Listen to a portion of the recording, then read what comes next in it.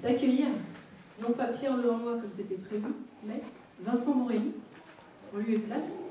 Alors Pierre devant moi, il a la grippe saisonnière, je vous rassure. Donc c'est Vincent qui va nous faire une conférence qui s'appelle la Ligue des Gentlemen Corrugateurs. Je lui laisse la parole. À toi Vincent.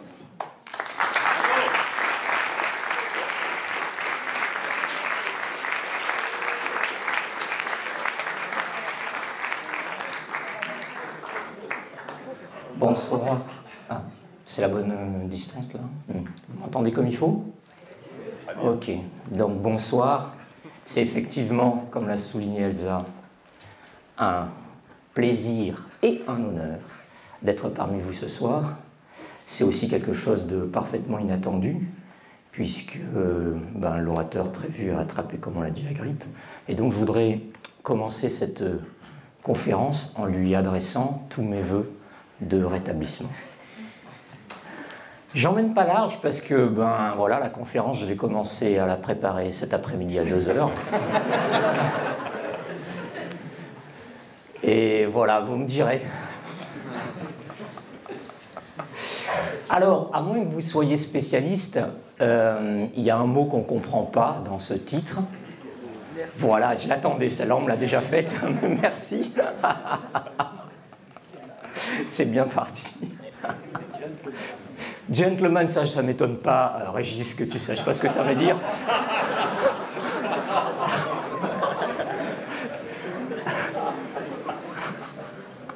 Il faut absolument que je me concentre. J'implore la pitié à l'équipe organisatrice des SML. Donc le mot qu'on est censé ne pas connaître, c'est le mot corrugateur, qui dérive du mot corrugation. Et en fait, le mot corrugation, pourtant, existe en français, même s'il est peu usité. Si vous allez sur Wikipédia et que vous regardez, vous allez pouvoir lire ceci. Donc là, c'est le Wiktionnaire. Étymologie, dérivé savant, et on va être savant, du latin corrugo, froncer. Donc il faut penser corrugation, il faut penser quelque chose qui se fronce, qui se plisse, qui fait une petite bosse. Finalement, il faut penser des vagues.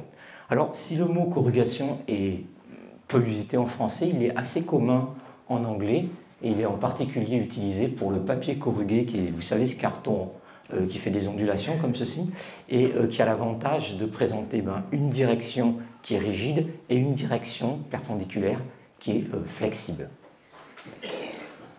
Alors, le mot corrugation, il rentre dans l'univers mathématique avec cet ouvrage qui est dû à Silvio Levi et qui est tout à fait, de manière étrange, c'est un ouvrage qui est grand public. Et c'est étonnant de voir un mot nouveau, mathématique, qui apparaît dans un ouvrage grand public. Et on va voir pourquoi. En fait, cet ouvrage, s'il était écrit à 90% par Silvio Levi, son dernier chapitre présente une théorie, dite théorie des corrugations, et ce chapitre est écrit par Bill Thurston. Alors Bill Thurston, pour ceux qui ne le savent pas, c'est un très grand mathématicien du XXe siècle. Il a fait des travaux tout à fait majeurs en théorie des feuilletages et en topologie de basse dimension, géométrie de basse dimension. Et ici, on va le découvrir une autre facette de son activité mathématique. Donc, la théorie des corrugations. Qu'est-ce que c'est que cette théorie des corrugations qu'il vient d'inventer et pourquoi est-ce qu'il l'invente? Eh bien, il l'invente parce qu'il veut comprendre un résultat d'un autre grand mathématicien, Stefan Smale, concernant la question suivante. Vous prenez deux sphères. Alors, il faut imaginer, les sphères, c'est comme les ballons d'anniversaire, c'est creux à l'intérieur. Et puis, la première, vous la peignez en, disons, cyan ou gris, je ne sais pas quelle couleur vous arrivez à voir ici. Disons que c'est gris, sur la gauche. Et donc, elle est peinte à l'extérieur gris, puis à l'intérieur, disons, en bleu. Et ce que vous voulez, c'est par une série de déformations, faire passer la couleur grise à l'intérieur et la couleur bleue à l'extérieur. Attention, il y a des règles. il y a deux interdictions. La première, c'est qu'au cours du mouvement, vous n'avez pas le droit de tricher. Prendre la paire de ciseaux, découper la surface, la percer, la machin, ça c'est interdit. Mais on est encore plus exigeant que ça. Deuxième contrainte, on veut que la surface reste lisse. C'est-à-dire que tout au cours du mouvement, si je passe ma main sur la surface déformée, nulle part je sens une aspérité. Je ne veux pas de pointe, je ne veux pas d'arête, je veux quelque chose de lisse partout. Et puis deux interdictions méritent une autorisation, et l'autorisation qu'on a, c'est que la surface a le droit d'avoir des auto-intersections, c'est de se traverser elle-même. Donc ce n'est pas un problème très réaliste, mais bon, c'est un problème qui mathématiquement est tout à fait bien posé. Bien, à quoi on peut penser? La solution la plus évidente, vous prenez votre sphère, vous appuyez sur le pôle nord, vous appuyez sur le pôle sud pour les faire rentrer, comme on le voit ici, et puis vous continuez le mouvement, vous continuez à pousser le pôle nord et pousser le pôle sud, et puis ils se touchent à un moment. Attendez, donc là, comment est-ce que je fais un rayon laser? Là, super. Donc là, ils vont se toucher, et puis ensuite ils vont se traverser, et en se traversant, qu'est-ce qu'on va voir? Eh bien, la partie à l'intérieur ici, elle est bleue. Elle va évidemment ressortir du côté nord en bleu. Et puis ma calotte polaire nord, elle va ressortir au sud en bleu. On est d'accord avec ça? Ok. Vous continuez le mouvement. Vous continuez le mouvement et vous voyez que petit à petit, la bouée équatoriale en bleu clair rétrécit, rétrécit. Et puis, vous allez à l'extrême de ce que vous pouvez faire jusqu'à faire disparaître la bouée équatoriale. Et là, on peut se dire, youpi, j'ai gagné. Ben non, on n'a pas gagné parce que la dernière étape, vous voyez, elle fait apparaître une ligne de points singuliers, une arête. Si cet objet, je le réalise avec de l'acier et que je passe rapidement ma paume de main sur cette arête équatoriale, je vais me couper. On est d'accord. Je vois qu'il y en a qui froncent les sourcils, rassurez-vous, je ne le fais pas. Donc ça, c'est pas bon. C'est pas bon, la dernière surface n'est pas lisse le long de l'arête équatoriale. Et en fait, quand on y réfléchit, on peut se dire c'est impossible de passer d'une sphère à l'autre, de retourner la sphère en suivant ces trois règles. Eh bien, Smale vous dit le contraire. Donc vous avez ici, sur votre droite, Stefan Smale. Donc c'est ce monsieur, et puis ici son directeur de thèse, Raoul Bott. Et puis là, petit scoop, pour vous, j'ai retrouvé les documents d'archives d'une conversation entre Smale et Bott, une conversation téléphonique. Donc on est dans les années 50, fin des années 50. Donc voilà. Patron, j'ai un super théorème. L'espace des immersions des sphères est connexe. Bon, c'est un théorème de maths, on ne va pas rentrer dedans parce que celui-ci ne nous intéresse pas directement. Donc ça jargonne, mais ça ne nous fait pas peur parce qu'on ne va pas rentrer là-dedans. Et puis, son directeur de thèse, pas possible, cela impliquerait que l'on puisse retourner une sphère. Donc il a un résultat abstrait, et il a comme implication de ce résultat abstrait qu'on puisse retourner une sphère, et ça, évidemment, c'est impossible. Hein, on est tous d'accord. Et puis, Raoul Bott réfléchit, lit la preuve de Smale, et se rend compte que tout est bien solide, et il se ravise. Attends, t'as raison en fait, mais est-ce que tu pourrais visualiser ce retournement? Donc effectivement, ça implique qu'il y a un retournement de la sphère, mais avec ta démonstration, est-ce que tu peux le voir? Et puis Smale, ben non, je sais le démontrer mathématiquement, mais pas le voir concrètement. Donc on a un résultat dont on sait qu'il est vrai, mais on n'arrive pas à le voir.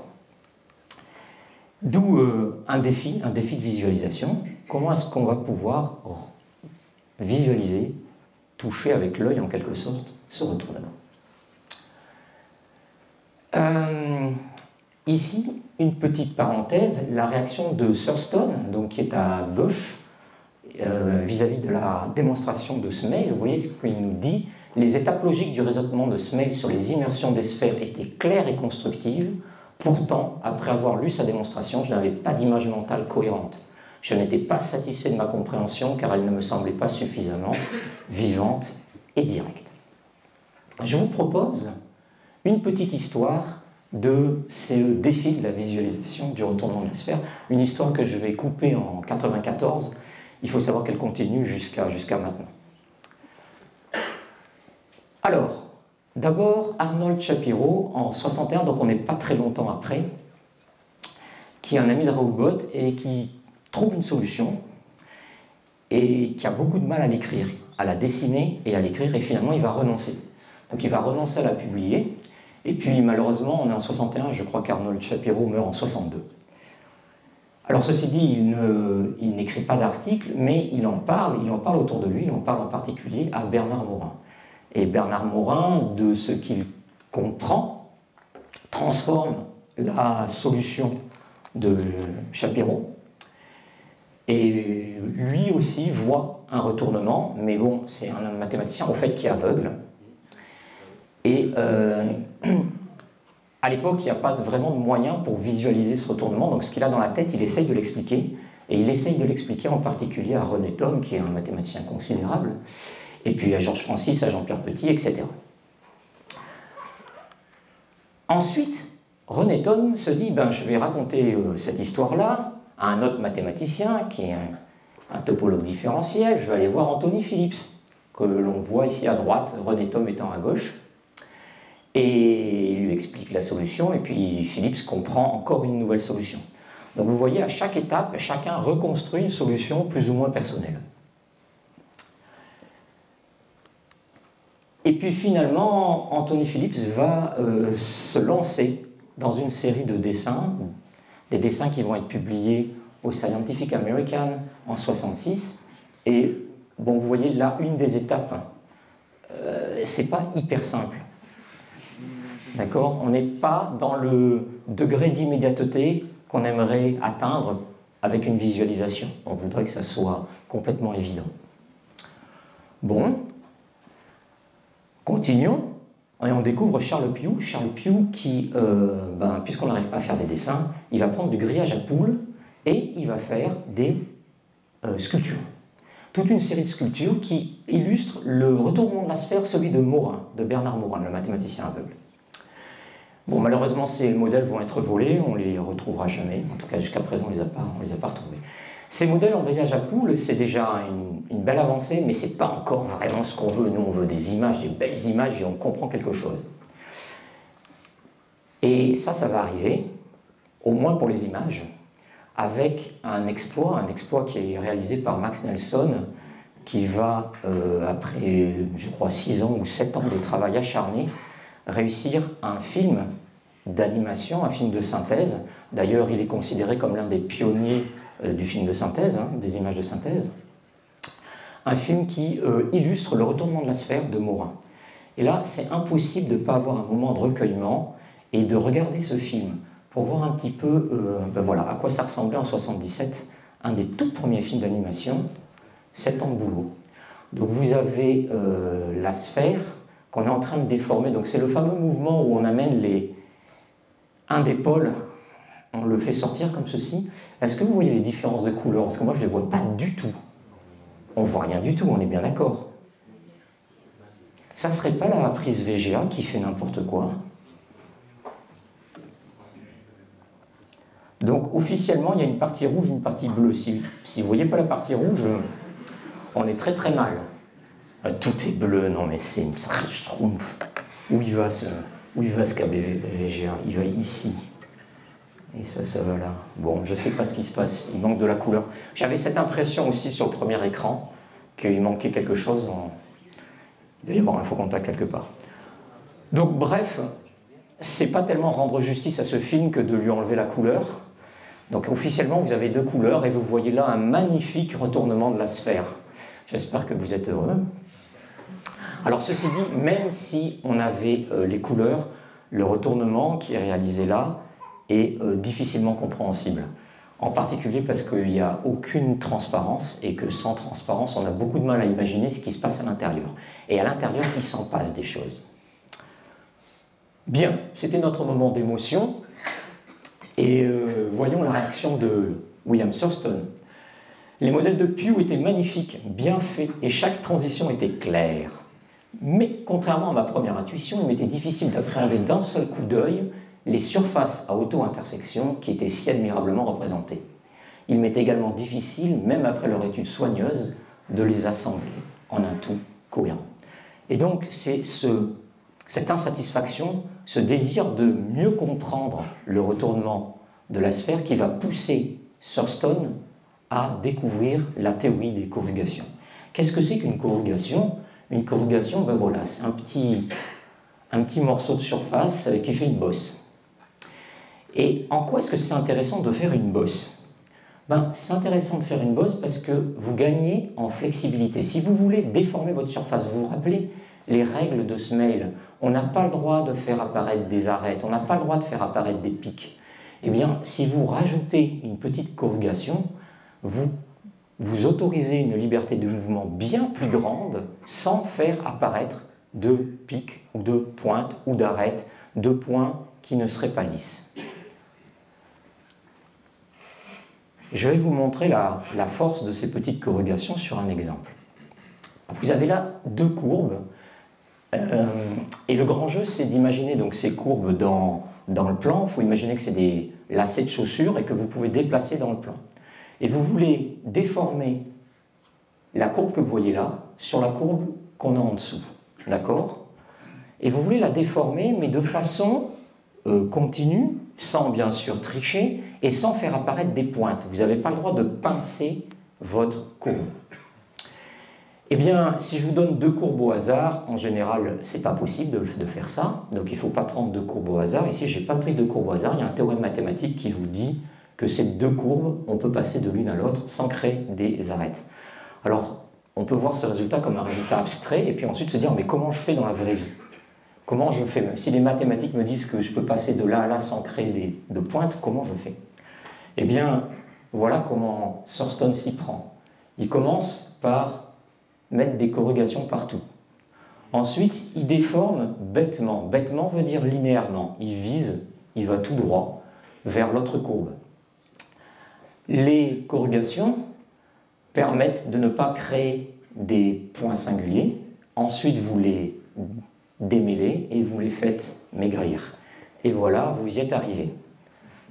Bon, évidemment, il faudrait regarder ça d'un peu plus près pour être absolument convaincu, mais vous avez l'idée que ces corrugations donnent de la flexibilité au problème que vous considérez.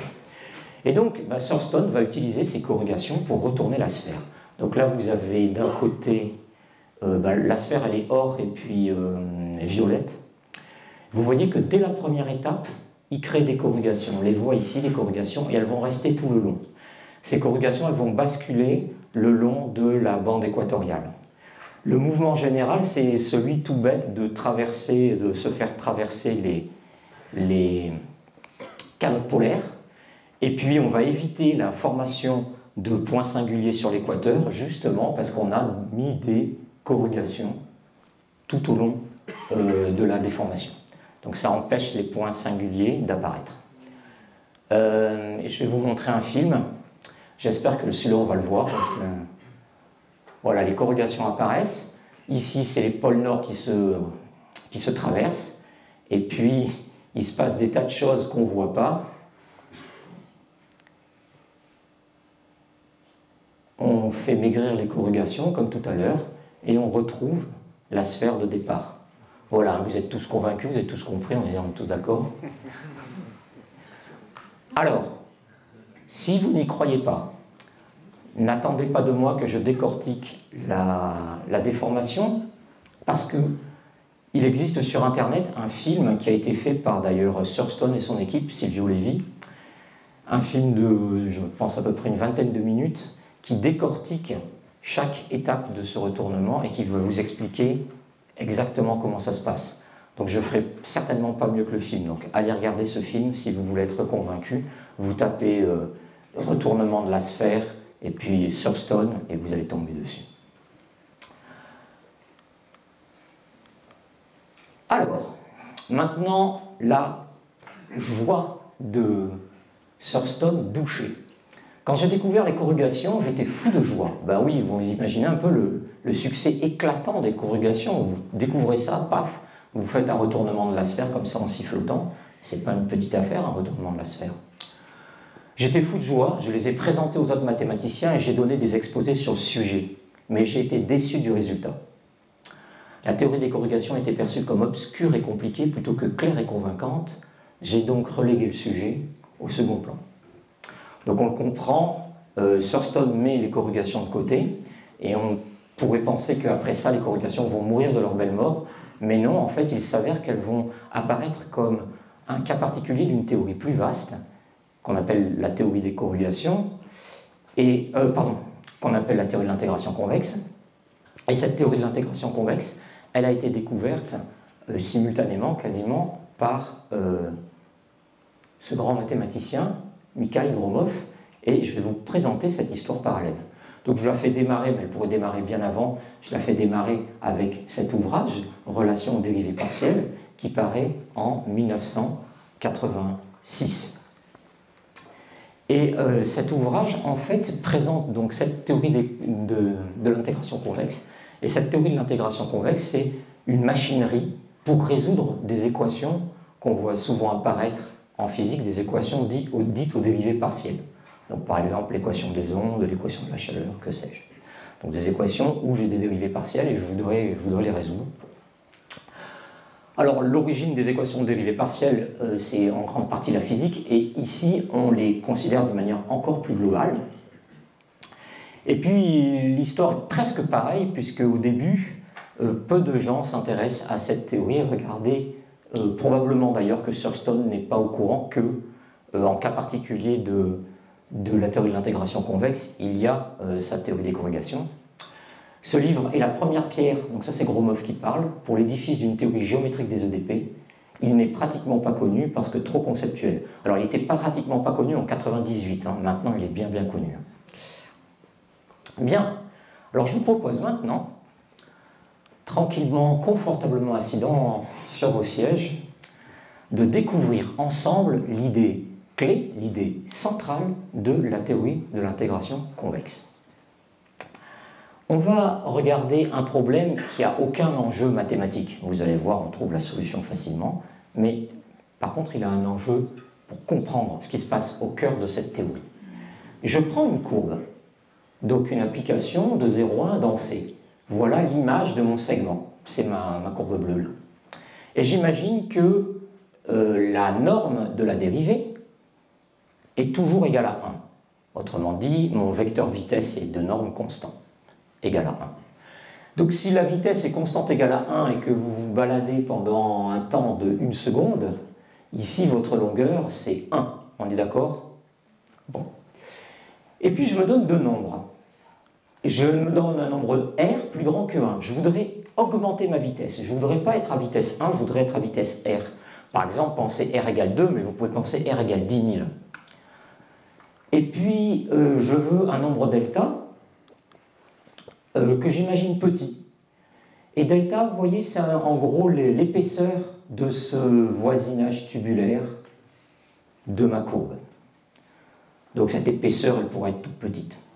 Et ce que je veux, c'est trouver une nouvelle application, une nouvelle courbe f de 0,1 dans C, grand F de 0,1 dans C, telle que cette fois, la norme du vecteur vitesse, ça soit ma vitesse R, par exemple 2 ou 10 000, et puis telle que f soit proche de petit f. Autrement dit, je veux que quand je regarde l'image, en particulier l'image, elle vive à l'intérieur de ma petite boîte d'épaisseur delta, avec delta aussi petit que j'aurais envie.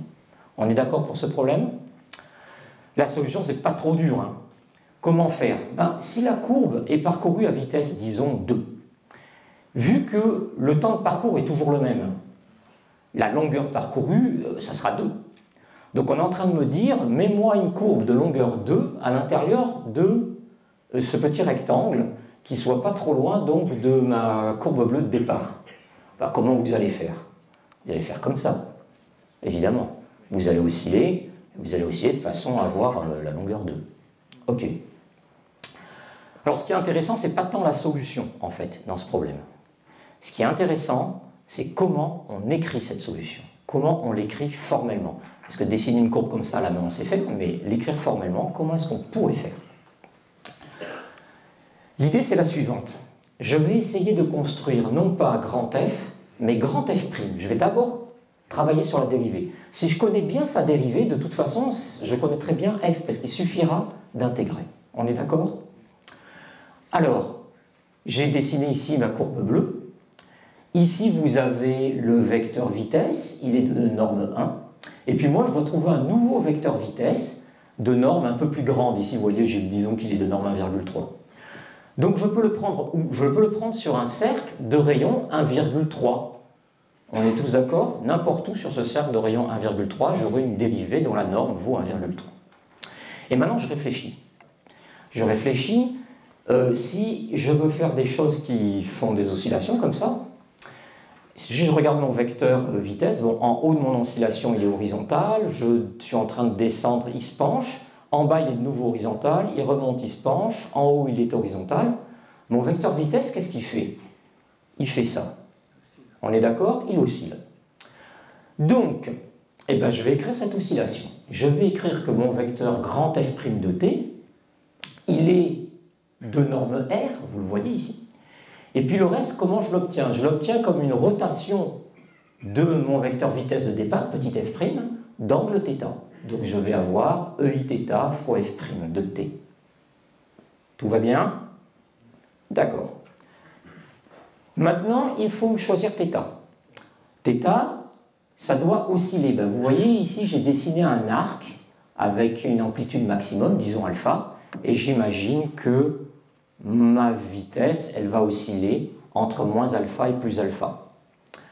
Et comment est-ce que je vais faire osciller les choses? Ben, avec un petit cosinus, hein, puisque c'est entre moins 1 et 1, je prends un petit cosinus. Et là, vous voyez des trucs en trop, vous voyez un n, un grand N. Le grand N, il est là parce que ces oscillations, elles vont nous créer des corrugations, et ces corrugations, on voudrait savoir combien on en crée. Eh bien, combien on en crée, ça sera le nombre grand N. Bien.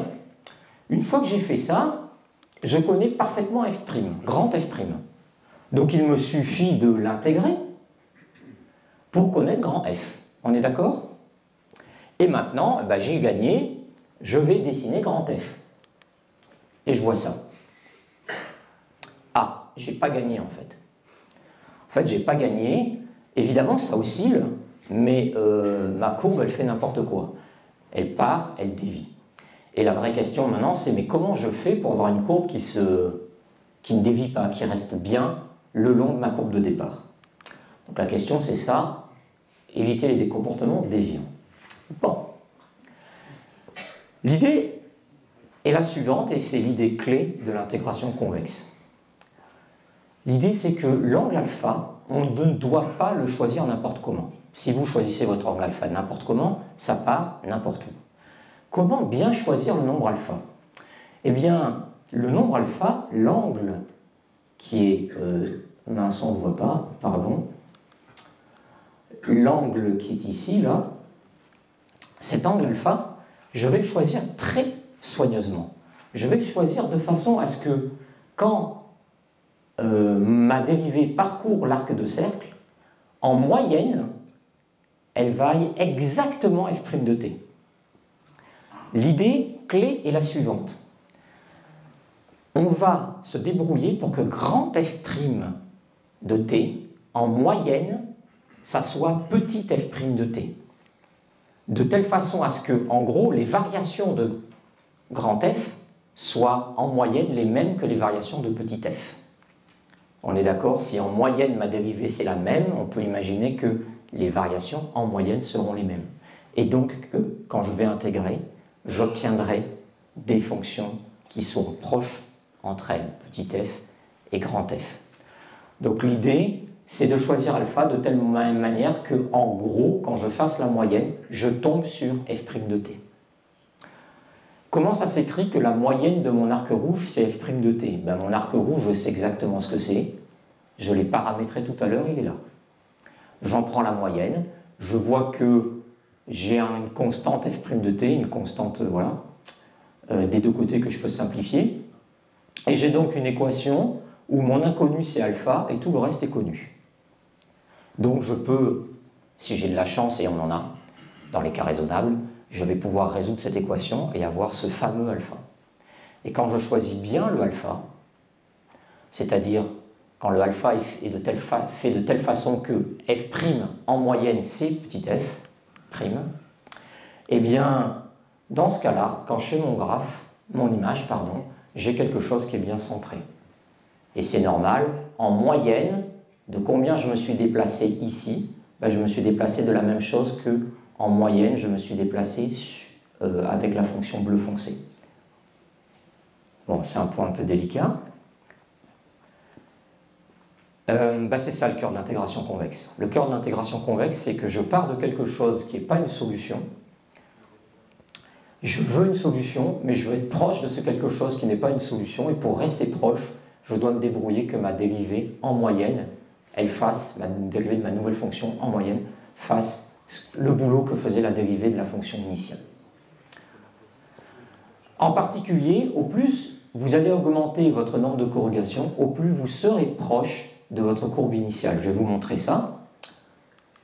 Vous voyez ici, on l'a appliqué. Petit f', c'est un cercle. Et puis, grand f', donc petit f', c'est un cercle et sa vitesse, c'est 1. Et grand F, c'est ce qu'il y a ici. Et là, on voudrait que la vitesse, ça soit 2, donc la longueur est 2. Et puis, on a pris n égale 5. Et si j'augmente, que je prends n égale 10 ou n égale 20, je m'aperçois que je suis de plus en plus proche de ma solution de départ. Bien. On fait le bilan. Le bilan, c'est que on a résolu un problème différentiel. Ben oui, ça, c'est une équation différentielle. Hein. La norme de f' de t égale r, ça, c'est une équation différentielle. On a résolu une équation différentielle avec une condition de proximité. On demande que la solution soit proche de mon application de départ au moyen de ce qu'on appelle une intégration convexe. Ben oui, ça, c'est une intégration. Et pourquoi on dit convexe? Parce que c'est une manière un petit peu elliptique de rappeler que la moyenne de cet arc, ça doit être la pointe qui est ici, f' de t. Autrement dit, f' de t doit être dans l'enveloppe convexe de mon arc.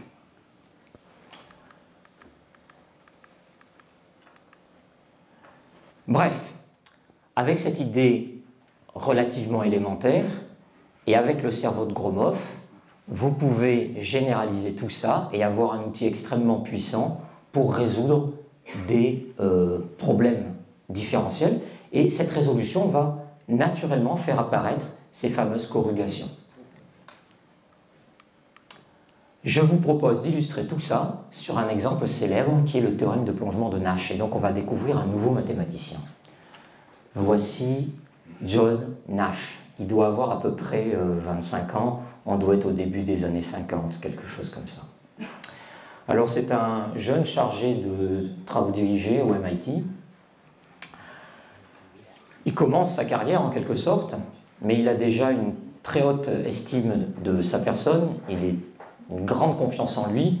Il est persuadé qu'il est l'un des meilleurs mathématiciens de sa génération. Il ne manque pas de le faire savoir à son entourage, à défier ses collègues de travail, que ce soit avec des questions mathématiques ou avec des petits jeux, allez je te bats aux échecs et je te bats au go, et puis même dans le sport, il était un très bon nageur, donc il aimait bien défier les gens à la piscine et il gagnait bien sûr. Donc vous imaginez que ses collègues, au bout d'un moment, il y a la coupe qui se remplit et puis elle est trop pleine. Et Warren Ambrose, qui était un collègue bien plus établi que lui à l'époque, plus âgé aussi, se décide à donner une leçon de modestie à ce jeune mathématicien présomptueux. Voilà, il lui lance un défi. Gnash, donc gnash c'est grincer, grincer les dents, donc c'est pas vraiment un diminutif affectif. Hein. Si tu es si bon, pourquoi ne résous-tu pas le problème des plongeons isométriques des variétés riemanniennes? Bam!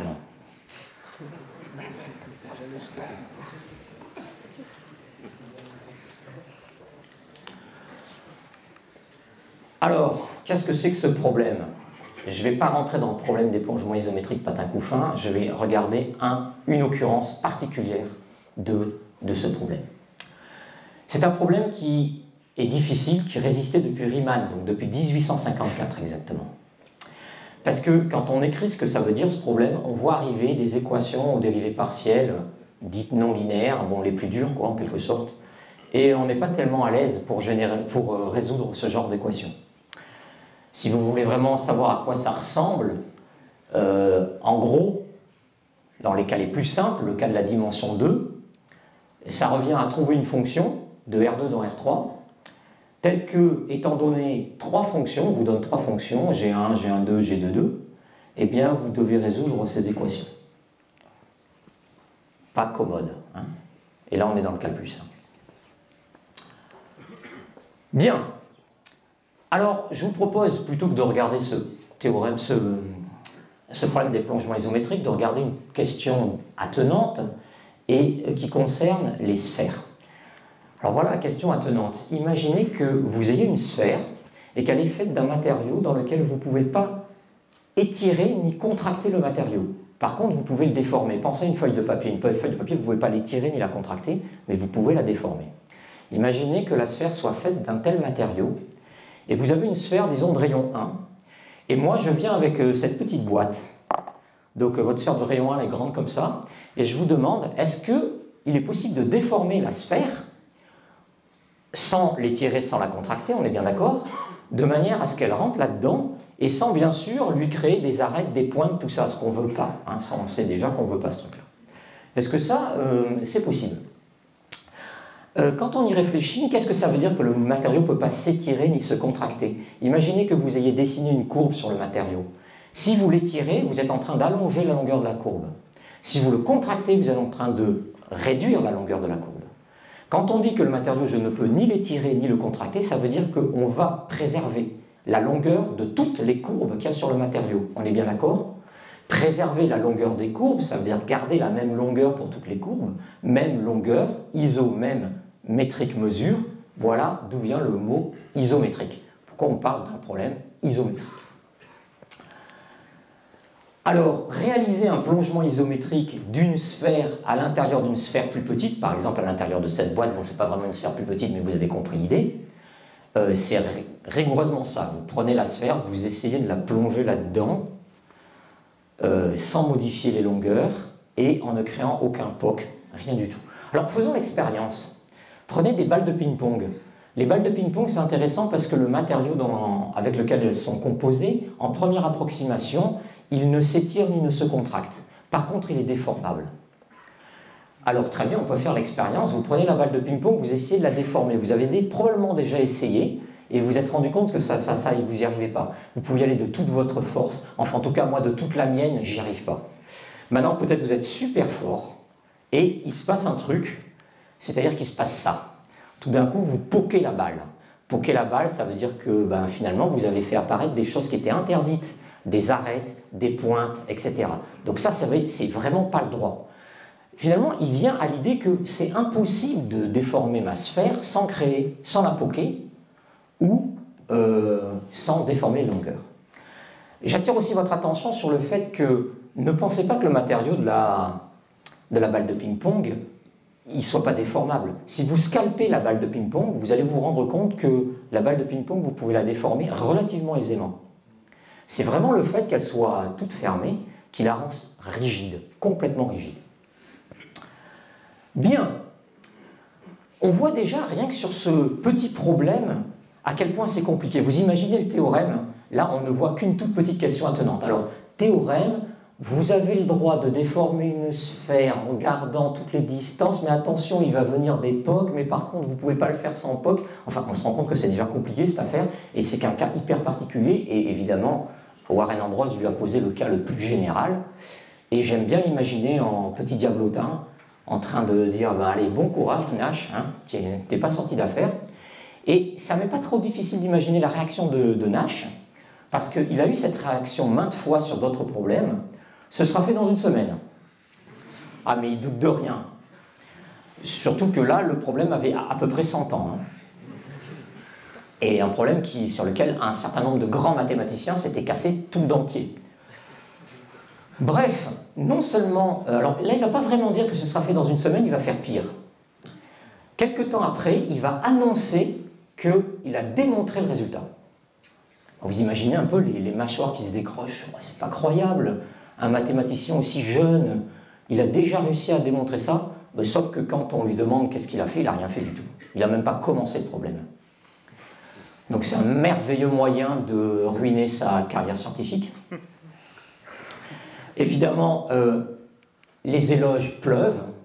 Voici une lettre de Warren Ambrose à Paul Almos. Nash se couvre de ridicule de multiples façons. Il s'est mis à proclamer qu'il avait résolu le problème du plongement isométrique, mais Nash n'avait que les notions les plus vagues sur toute l'affaire. Tout le monde admet qu'il n'aboutira à rien. Nous l'avons sur les bras, ce qui nous prive d'avoir un véritable mathématicien. Mon Dieu, le scud. Il est brillant, mais vaniteux comme un pan, aussi emporté que grand X et aussi râleur que grand Y, quel que soit grand X et grand Y.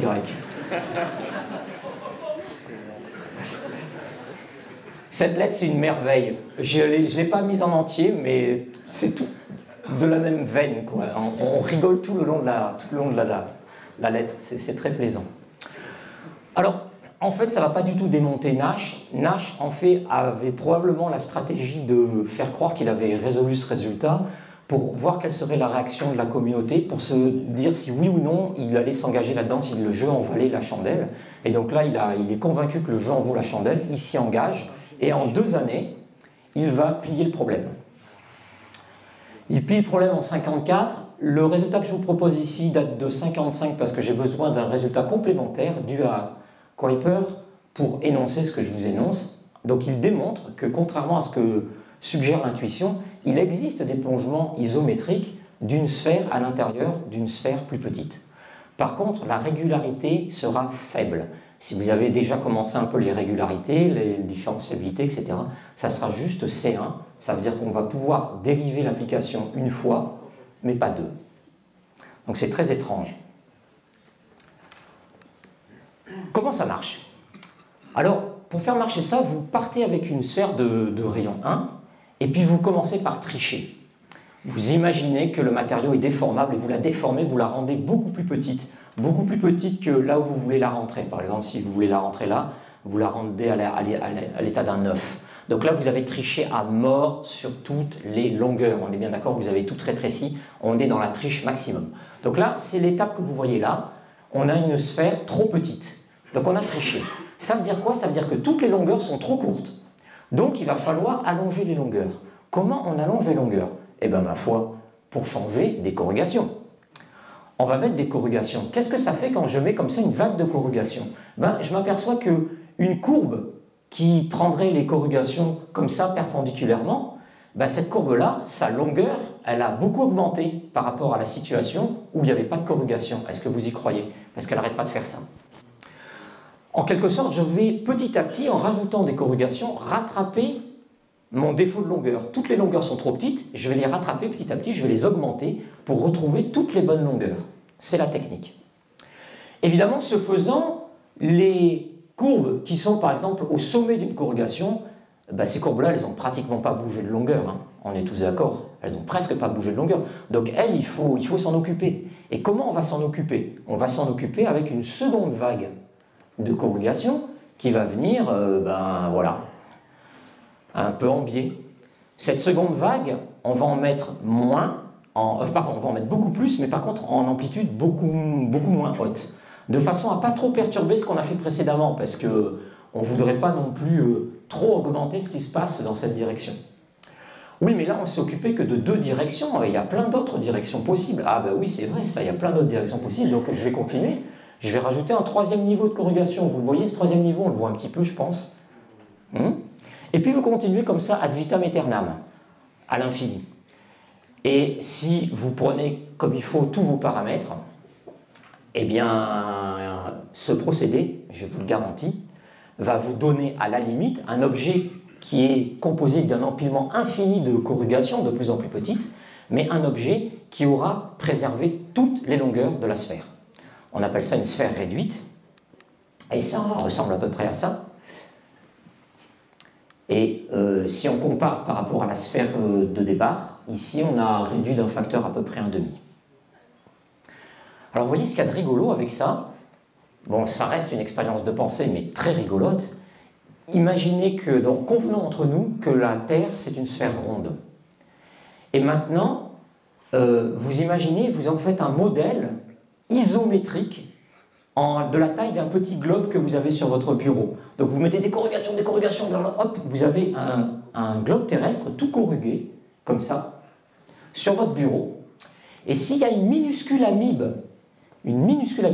qui fait le tour de votre globe terrestre, ben, elle en a pour 40 000 km. Hein? Donc vous pouvez avoir sur... Enfin, vous pouvez...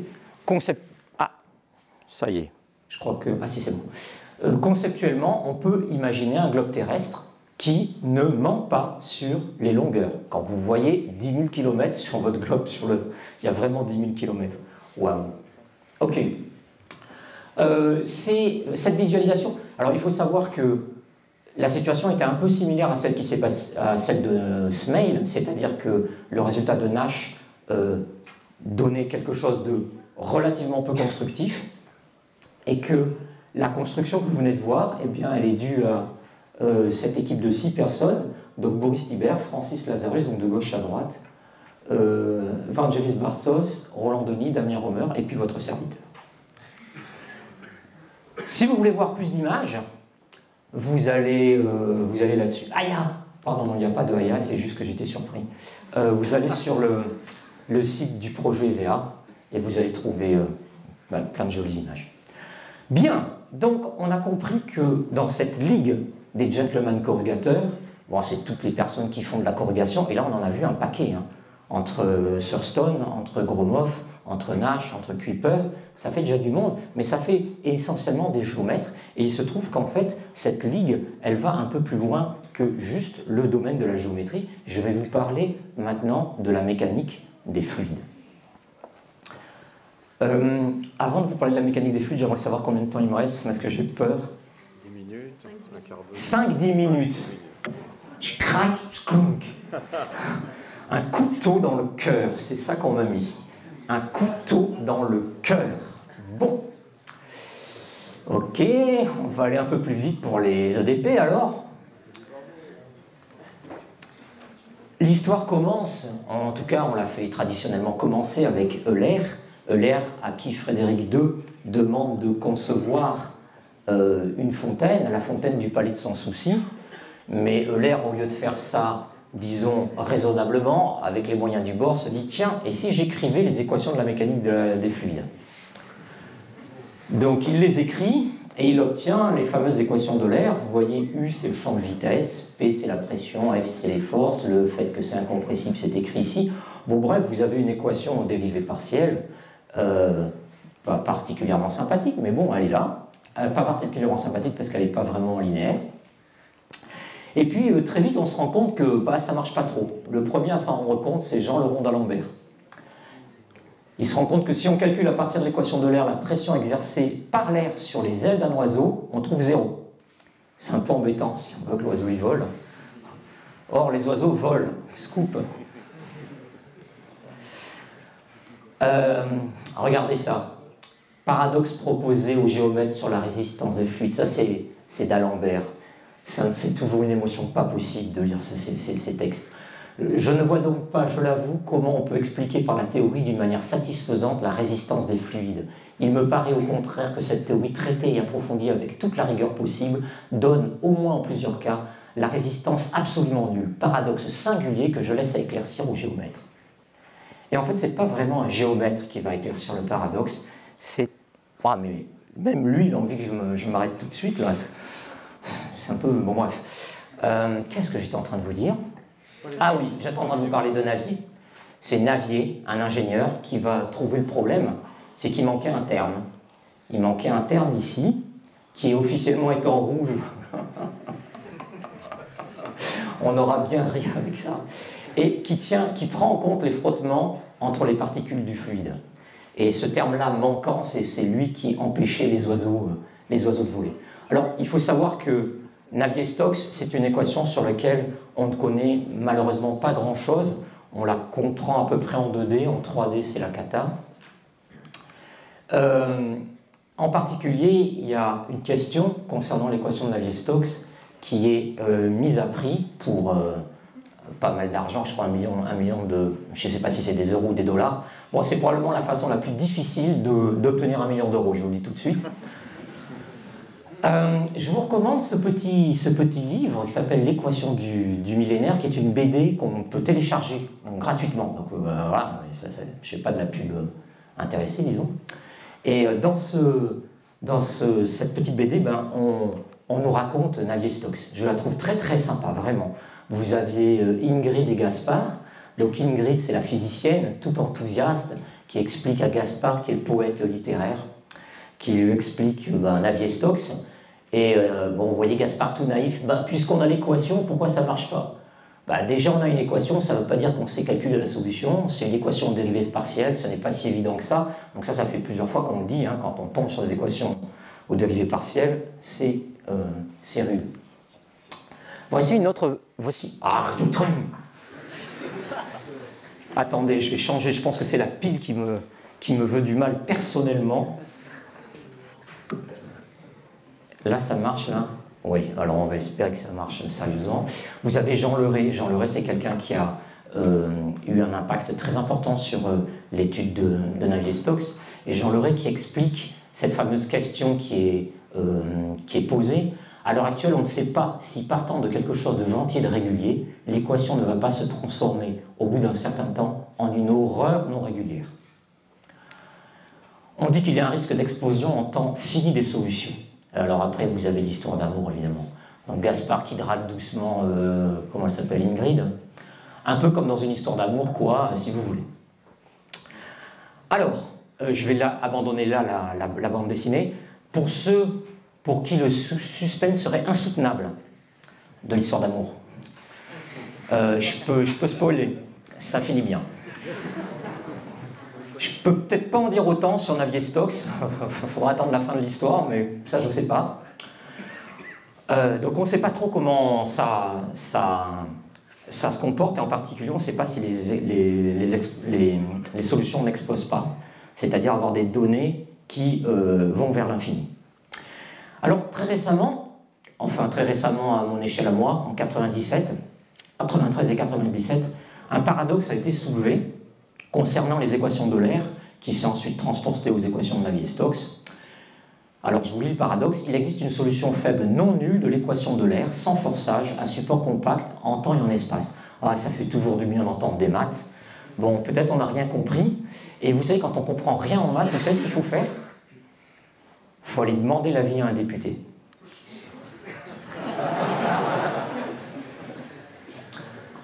Qu'est-ce que nous dit Cédric Villani? Il nous dit, du point de vue physique, cet énoncé est évidemment absurde. Donc il est en train de nous raconter l'énoncé avec des mots de la vie de tous les jours.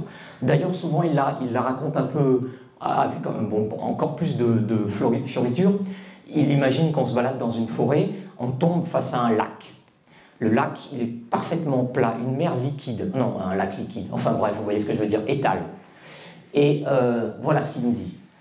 Si on croit le paradoxe de Schiffer-Schnirelmann, eh bien, mathématiquement, il apparaît des solutions qui ont le comportement suivant.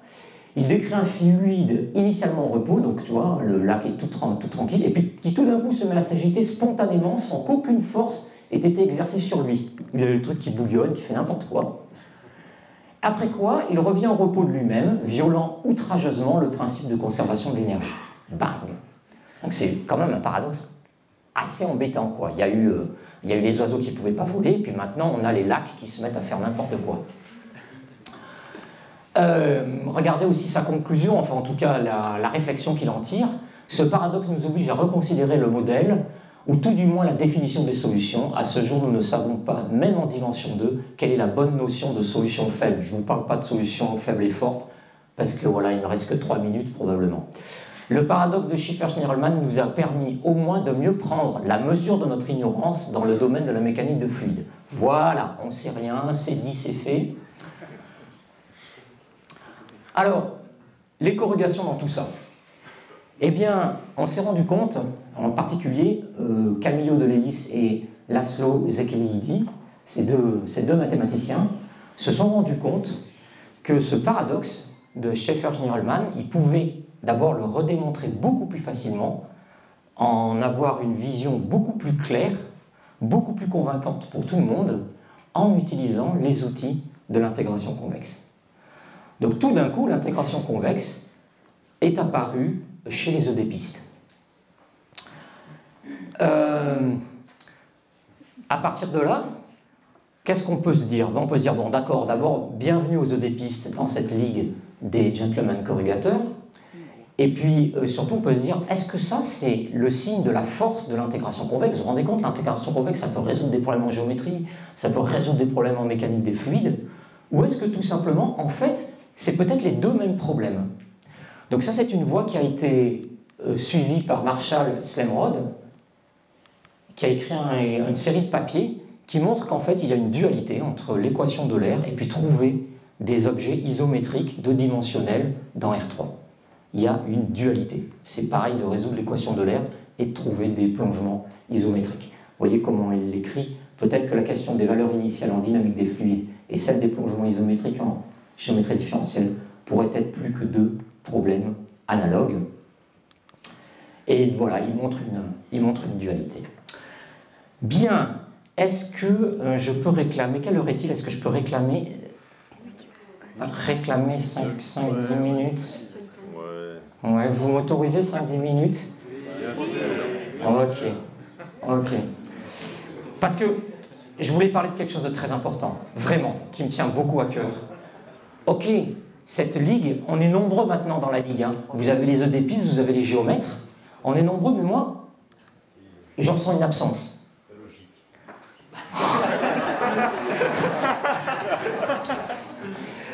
J'ai besoin de 2 minutes supplémentaires pour commettre un meurtre. Et mince, devant les caméras. Ça y est, je vais te déporter à Cayenne, c'est sûr et certain. Non, moi je trouve qu'il manque, cette histoire manque singulièrement de femmes. Cette histoire manque de femmes et je voudrais vous présenter deux corrugatrices. Deux corrugatrices. La première va s'intéresser à un problème qui touche aux origamis. Avant de vous la présenter, je vous présente le problème. Imaginez que vous ayez une feuille de papier et vous voulez en faire une bouée. Alors on voit bien comment il faut faire si on pouvait déformer le papier. Mais si je n'ai pas le droit de déformer le papier, comment je fais? Oh ben, je vais essayer, je prends le papier. Et puis je le transforme déjà pour faire un cylindre. Et puis maintenant je vais essayer de le courber ce cylindre. Et quand je fais ça, j'obtiens un tas tout pas beau. Hein. C'est pas vraiment ça qu'on a envie. Alors comment faire? Ben, en fait, il se trouve que c'est un problème qui n'est pas si simple que ça. Essayer avec du papier, en faisant un origami, en s'autorisant les pliages, eh bien de réaliser une bouée à partir d'un carré, c'est pas évident. Et en fait, tout ce qu'on savait faire, ben, ça est dû à ce monsieur, Zalgaler, qui dit « Ok, je ne sais pas résoudre le problème avec un papier de forme carrée, par contre, si le papier est de forme rectangulaire, avec un long rectangle, alors là, je suis capable. Là, je suis capable, et ça fait ça. » Alors pourquoi est-ce qu'il a besoin d'un long rectangle? Ben, on l'imagine bien, vous voyez, faire la partie cylindre, c'est facile, je n'ai pas besoin d'une grande longueur, là. Mais ensuite, quand je dois faire le tour à mon cylindre pour qu'il réalise une bouée, j'ai besoin d'une grande longueur. Donc si je m'autorise dès le départ une grande longueur, on imagine qu'effectivement, oui, ça va être possible. Mais est-ce que ça sera possible si j'ai une petite longueur? Si j'ai un carré, par exemple, c'est le cas le plus extrême. Et ce cas le plus extrême a été traité en 2018 par Tansy Quintanar-Cortez, qui est ici. Et quelle a été son idée? Son idée, c'est encore une fois d'utiliser les corrugations. Donc elle a mis des corrugations sous forme d'origami. Vous les voyez, elles sont là, ces corrugations. Et ces corrugations sous forme d'origami, elles permettent de rééquilibrer les longueurs de mon carré. Mon carré, il y a un côté qui est trop court par rapport à l'autre. Alors qu'est-ce qu'on va faire? On va contracter un côté plus ou moins avec ces corrugations pour avoir assez de place pour ensuite recoller et faire une bouée. Alors je crois que j'ai ce truc-là ici, si vous voulez le voir tout à l'heure. C'est pas vrai. Non, je ne les ai pas là. C'est peut-être toi qui les as, Régis, au fait. Bon, ok, tout à l'heure, je règle mes comptes avec Régis.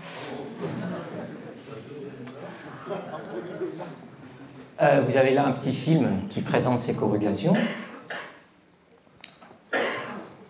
Et puis la façon dont la feuille de papier... Donc, si vous avez une feuille de papier et que vous êtes assez patient, vous pouvez faire ce pliage et obtenir ce résultat. Si vous diminuez ou vous augmentez le nombre de corrugations, on a le même phénomène que tout à l'heure. Vous voyez, là, 5 corrugations, c'est boursouflé. Ici, c'est 10. Ici, c'est 30. On a le même phénomène. On a déjà rencontré ça. Bien. Je vous présente maintenant une deuxième corrugatrice, Mélanie Teillier. Mélanie Teillier, elle s'est intéressée à développer une version dite effective de l'intégration convexe.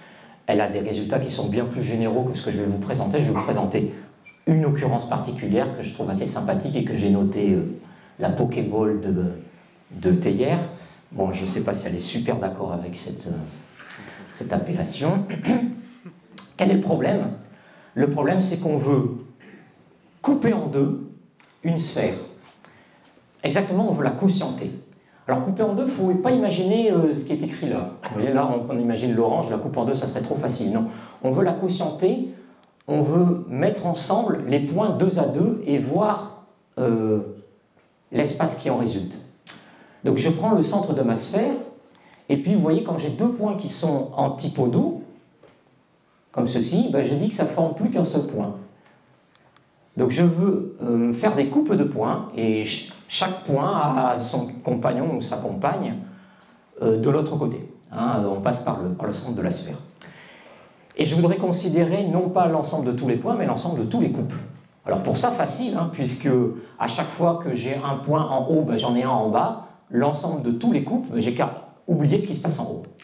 J'oublie ce qui se passe en haut et j'ai l'ensemble de tous les couples. Sauf que j'ai des problèmes avec le bord. Parce que sur le bord, je vois que le point qui est là, je devrais le mettre avec celui-ci. Et puis pareil pour les autres. Alors, eh ben, il va bien falloir que je les mette ensemble, que ça ne fasse plus qu'un seul point. Alors comment je fais pour les mettre ensemble pour que ça ne fasse plus qu'un seul point? Comme ça. Les deux qui étaient là, j'en fais plus qu'un seul point, ça fait ça. Les deux qui étaient ici, j'en fais plus qu'un seul point. Ah, je suis obligé de tirer une languette un peu en hauteur. Et puis les deux qui sont là, je dois tirer une languette encore un peu en hauteur. Et puis on se dit, comment ça va finir tout ça? Bon, ben, comment ça finit? Ça finit comme ça. Ça finit qu'on obtient un objet comme ceci. Un objet qui a des pincements. Et vous savez, des pincements, les arêtes, tout ça, on n'aime pas ça, on n'aime pas ça, on n'aime pas ça, on n'en veut pas, on n'en veut pas. Donc on voudrait arriver à voir cet espace sans qu'il y ait des pincements. Ça a été un problème ouvert au début du XXe, qui a été résolu par Werner Boy. Vous voyez, ça c'est la façon dont il a résolu en 4 dessins. Il a créé l'espace correspondant à ces moitiés de sphère avec les bonnes identifications. Et cet espace s'appelle la surface de Boy. Elle n'est pas facile à comprendre. Je la zappe parce que ce n'est pas cette surface que je veux comprendre maintenant. C'est plutôt la façon dont l'intégration convexe va faire le même travail. Donc l'intégration convexe, elle va... on lui demande, à la théorie, on dit fais-moi les identifications et dis-moi à quoi ça ressemble. Comment elle va faire ça? Elle va identifier donc le point jaune et le point jaune, le point bleu et le point bleu. Vous voyez que si j'avais une bande là, la bande elle ferait un demi-tour. Sauf qu'elle va rajouter des corrugations sur le demi-tour. Et puis, elle va faire glisser la bande, comme ceci.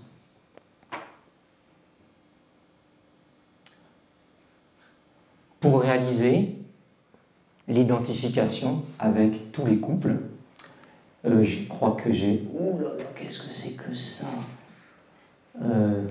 Ah oui, c'est vraiment très rigolo. On n'a vraiment pas de rouge, mais pas un poil de rouge. Bon. Vous voyez ici, en quelque sorte, l'intégration convexe en œuvre. Il ne faut pas imaginer que là derrière, il y ait toute une théorie pour savoir comment on allait placer la bande, comment on allait la faire tourner, etc. Pas du tout. Il y a une théorie, on lui donne le problème, et avec l'habilité de Mélanie pour régler les paramètres, Mélanie Teillier, eh bien, on trouve une solution. Et on trouve une nouvelle façon de voir ce quotient de la sphère dans R3. Voilà, je vais laisser le mot de la fin à Thurston. Vous faites bien de suivre votre cœur et votre passion. Aucun d'entre nous n'est suffisamment intelligent pour trouver son chemin de manière purement intellectuelle. Merci.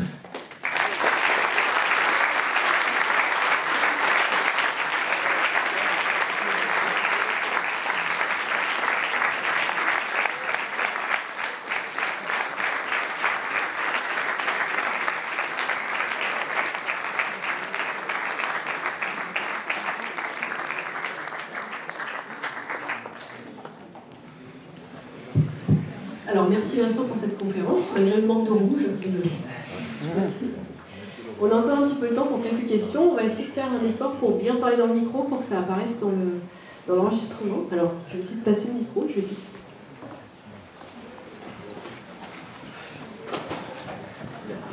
Tu as mis les... Ah bon, voilà. Pardon. J'ai beaucoup dépassé là. J'ai beaucoup dépassé là.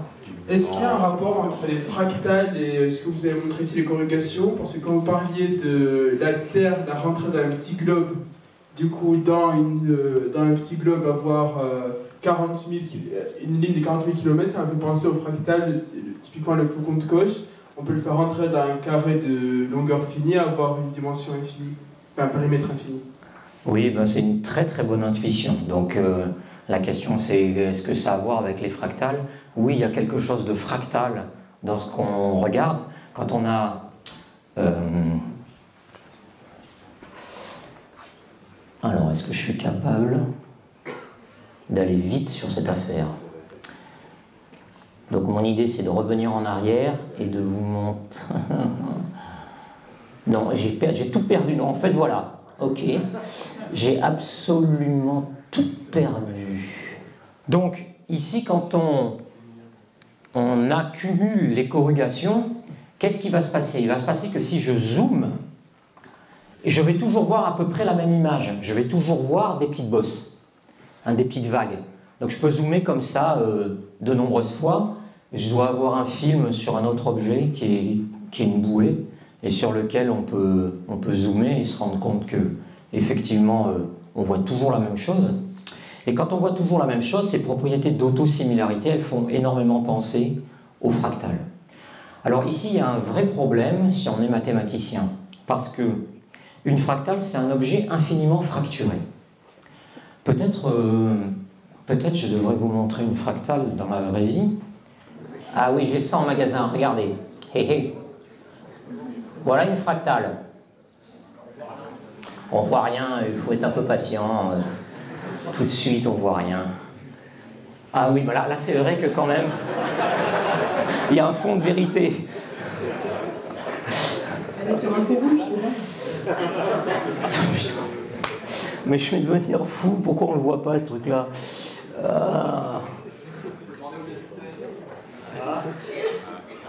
Vous voyez quelque chose là? Ok, on va recommencer.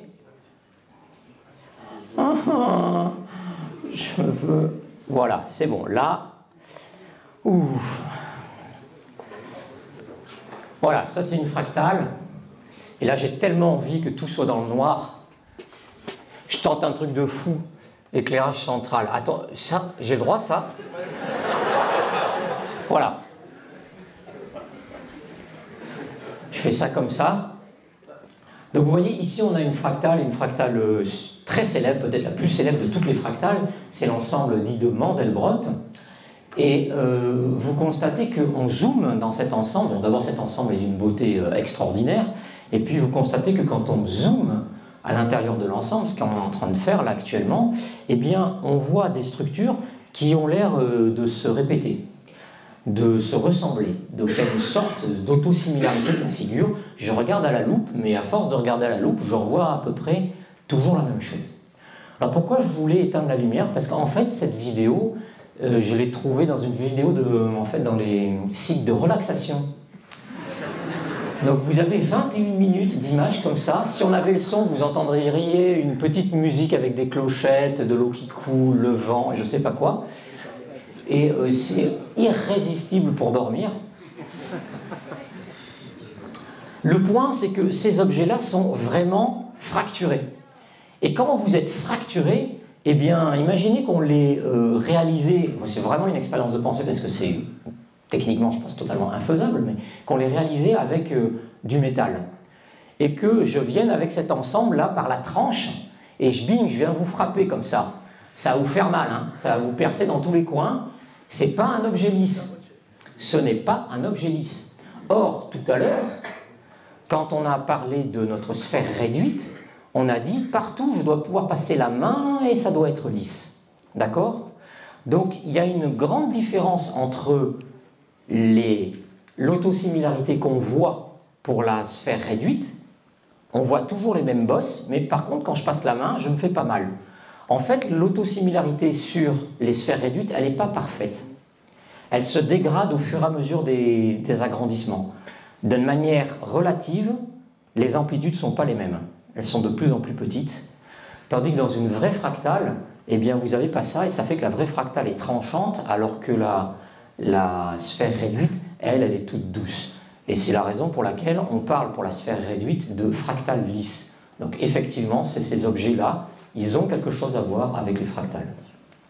Je vais arrêter ça, vous allez vous endormir. Je vous vois, je vois des yeux qui tombent. Merci pour l'exposé. Ça vient d'ici. Oui, je vais rallumer un petit peu parce que... Ouais, j'arrive. Il y a eu un mouvement à l'avant de la foule, il me semble, à un moment qui provenait d'une absence ressentie. Je parlais bien sûr de la logique. Est-ce que ça a un rapport avec la logique? Je crois que la question est très attendue par Céline Masson.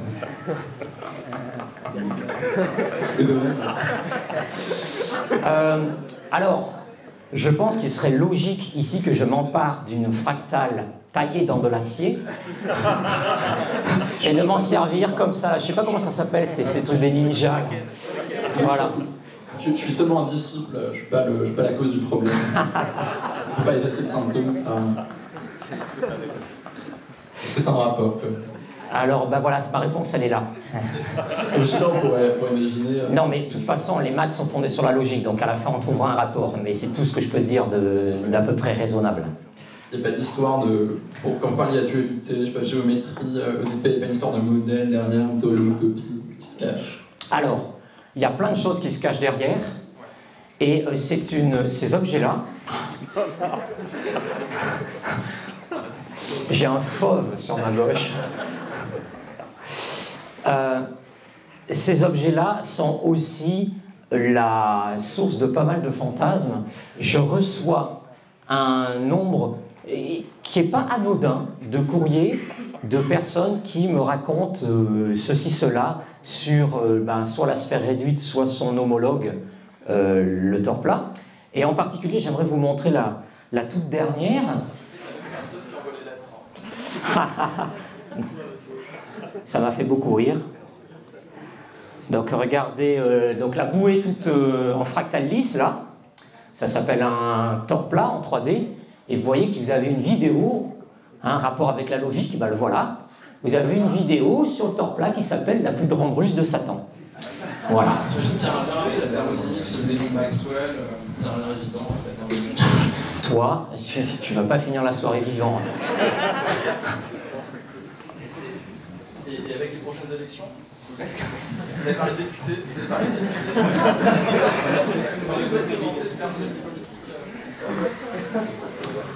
Alors oui, en fait, oui, j'ai parlé de Cédric Villani, mais peut-être je pourrais en dire deux mots. Il se trouve que quand on a lancé ce projet, bon, avant la sphère réduite, c'était le torplat, et il se trouve que Cédric travaillait sur ces questions en particulier de Navier-Stokes, et c'était un peu une concomitance, et Cédric a été un des premiers à en croire en la réalisabilité de ces objets-là. Et voilà, c'est l'occasion de le remercier pour ça. Bonjour, c'est peut-être naïf comme question, mais est-ce qu'il y a un lien avec des applications techniques, ce que vous avez montré Alors, les applications techniques, donc, avant de parler d'applications techniques, je voudrais te dire déjà une chose. Il y a les applications conceptuelles. C'est-à-dire que déjà dans la tête, d'avoir cette théorie de l'intégration convexe, savoir que les corrugations arrivent, quand on sait que les corrugations sont là, on les retrouve. Par exemple, prenez une coquille de Bülow. Vous n'avez peut-être jamais regardé en face une coquille de Bülow, mais une coquille de Bülow, vous allez voir que c'est des accumulations de corrugations. Tant que vous n'avez pas vu d'accumulation de corrugation, jamais vous regarderez la coquille de Bülow en vous disant « Tiens, il y a des corrugations qui s'accumulent ». Comme je vous vois tellement ne pas me croire que je sens que c'est le moment que j'aille en chercher une. C'est urgent. Vous voyez une coquille de Bülow. Vous voyez une accumulation de corrugations. On les voit mieux avec avec les agrandissements. Donc là, on en voit des supplémentaires qui viennent comme ceci, hein, zébrés. Donc, encore une fois, si on n'a jamais vu d'accumulation de corrugation, on aura du mal finalement à les percevoir sur les objets. Bon, ça c'est une blague enfin, bon, bref. Regardez ici, sur une ammonite, vous avez une double accumulation de corrugation. Donc déjà, avec cette théorie des corrugations, vous voyez des choses parce que vous êtes préparé à les voir. C'est pour moi l'application numéro 1. On est préparé à les voir. Maintenant, autre type d'application, c'est « Ah, maintenant, moi, je veux du concret, je veux des trucs qu'on peut tenir à la main et tout. » J'ai reçu aussi pas mal de courriels. Ça s'est calmé, ça, pour le coup. Mais des courriels d'applications possibles.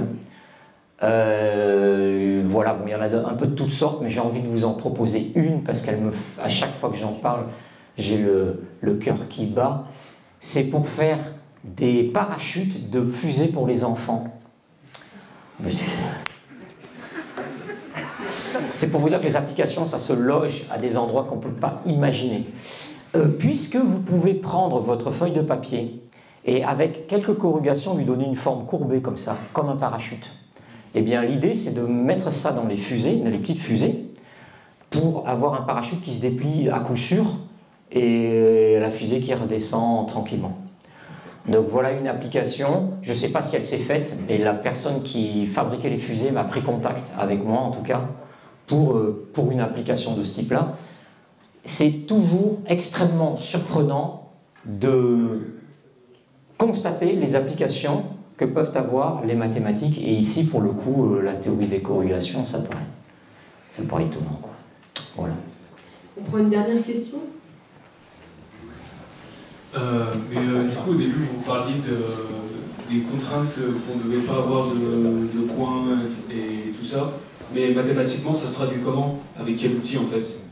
Alors, ouais, effectivement, c'est une très bonne question, puisque, en fait, l'outil qui va te permettre de dire qu'il n'y a pas de coin en mathématiques, c'est le calcul différentiel. C'est ça.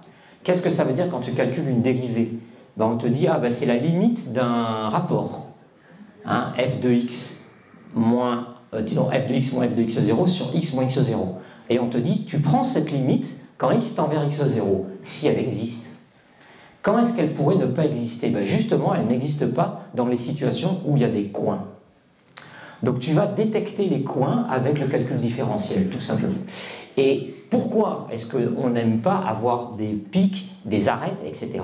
C'est que si sur les objets j'ai des pics et des arêtes, je ne vais pas pouvoir utiliser mon outil préféré de géomètre différentiel, c'est-à-dire le calcul différentiel. Et le calcul différentiel, ce n'est pas mon outil préféré à moi, c'est l'outil préféré de la plupart des scientifiques, parce qu'avec ce calcul, tu as une puissance de compréhension et une puissance effective incroyable. Donc tu as envie d'avoir des objets sur lesquels tu peux faire du calcul différentiel. Quand on t'enlève le calcul différentiel, tu es un peu tout nu, tu vois. Voilà. Il nous reste à remercier Vincent Borelli, je rappelle. Merci.